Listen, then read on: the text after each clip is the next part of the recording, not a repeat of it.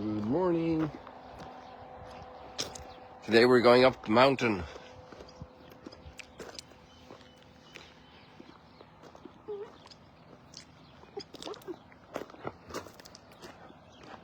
To Mount Tabor. It's about 40 minutes away from here. And straight through there in that direction where that bird is flying over Mount Arbel.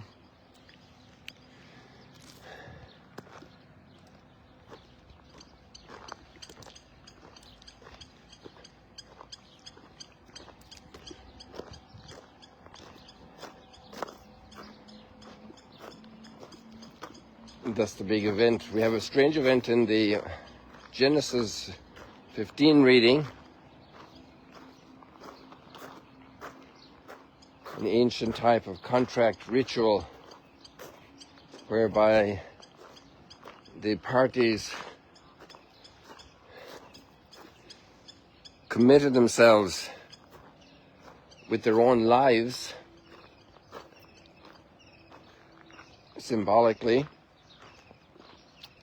They said, if I don't fulfill this contract, this agreement, I can be split apart like these animals that are being sacrificed to seal the contract.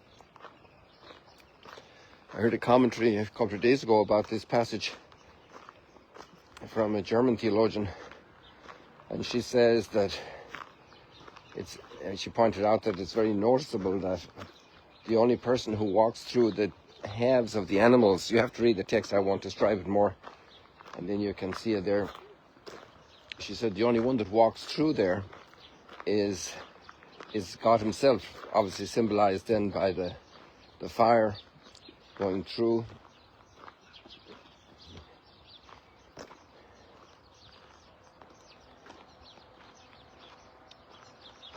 The smoking fire pot and the flaming torch representing the divine presence. And drew a very marvelous consequence from that a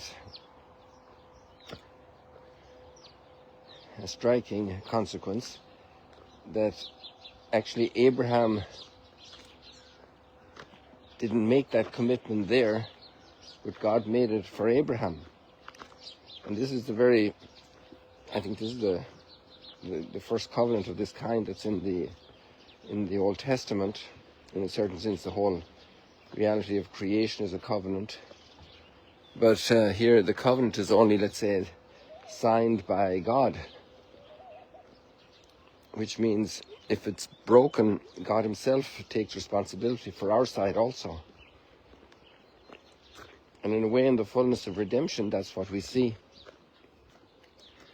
That when God took upon himself not his own infidelity, which didn't exist, he took on our infidelity and he resolved it on Calvary.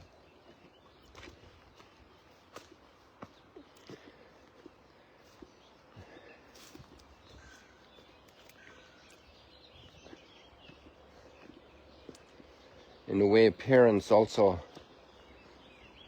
have the burden of the fidelity of their kids. If their little kids break something, they're the ones that have to pay the bill, so to say. If the kid damages something of the neighbor's property, the parents will automatically offer the neighbor to make it good,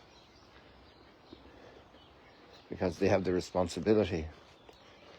In that sense, it's a striking thing, that when we fail in the agreement with God, in the covenant, in the gifts we've received, and our lack of response, the evils we do as human beings, God is the one who reconciles us. And that's a point worthy of pondering and reflection.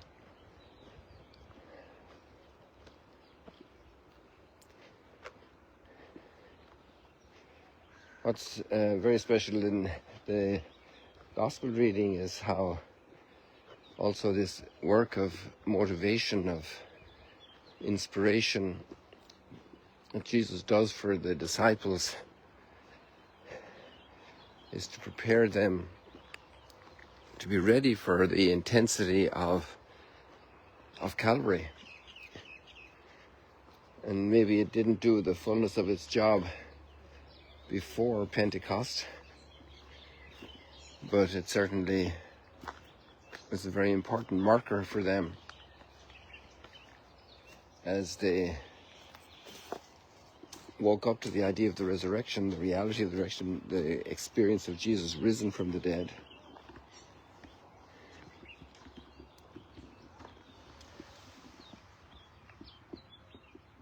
Just give me a second here, please.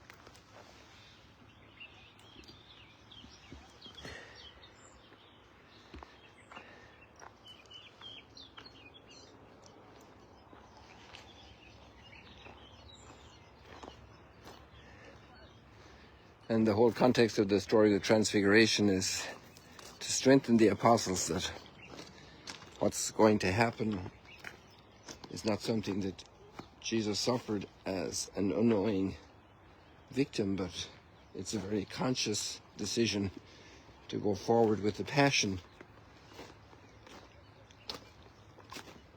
willfully. It shows that the way also the texts are, they talked about his exodus. And the word exodus naturally has its own great weight in the exodus from Egypt. And it was also with the blood of the lamb on the doorposts, an exodus from slavery. And he was doing this exodus for us and for our salvation, to allow us to be free, and also to be free of the burdens of not having fulfilled our side of creation. We are created and given so many gifts, and many times we fail.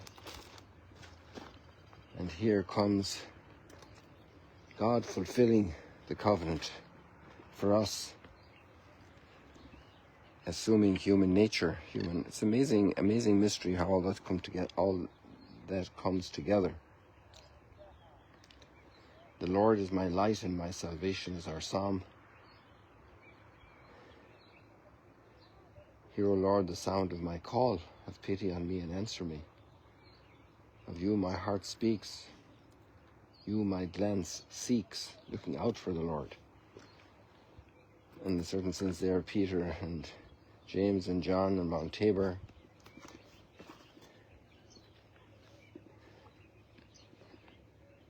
Seeking the Lord, seeking their glance, seeking the Lord.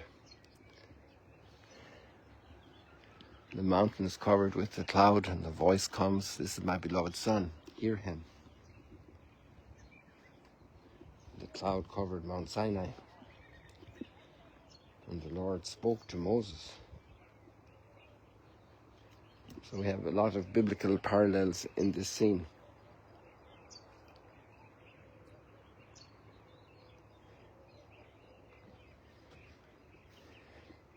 There's a very strong line in the second reading to the Philippians. Maybe you want to ponder it for a moment. Our citizenship is in heaven.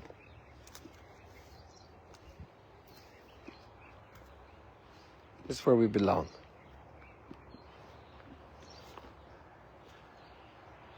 So we seek his glance.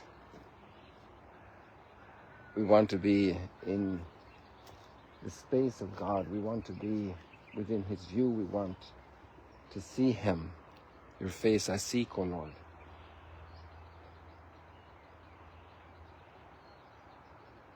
And he will change our lowly body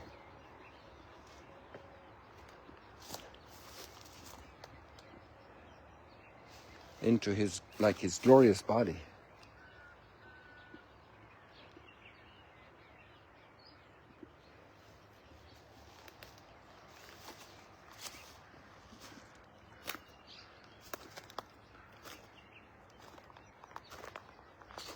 conform with his glorified body.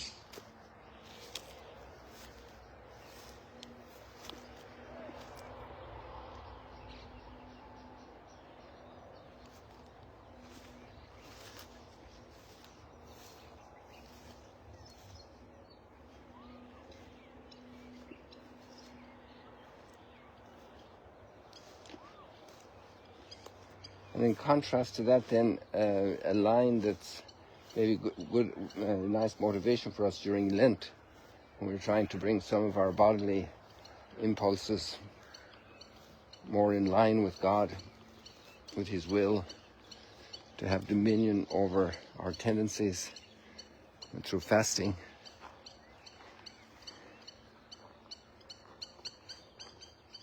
And he talks about the people whose God is their belly. That's just one part of our life of senses, our hungers, our desires, our pleasure seeking. There's great pleasure in eating, wonderful pleasure created by God. But sometimes it becomes, then, instead of being a gift from God, it becomes our God. It's the only thing we think about. What do I eat? And so that's an interesting correcting line, because we're much more than our food. In fact, there's no creature on this earth that can fulfill our heart.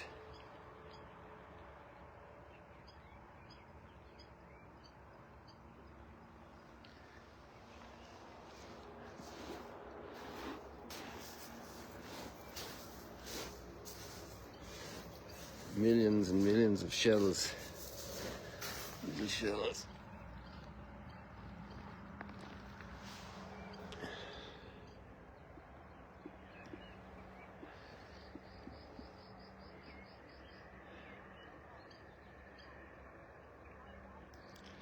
So I encourage you to read the text. That'd be a nice way to spend a few moments dedicated to pondering and reflecting with the Lord.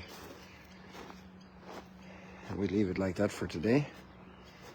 May the Lord protect you and bless you and give you a wonderful second Sunday of Lent. See you later, alligators.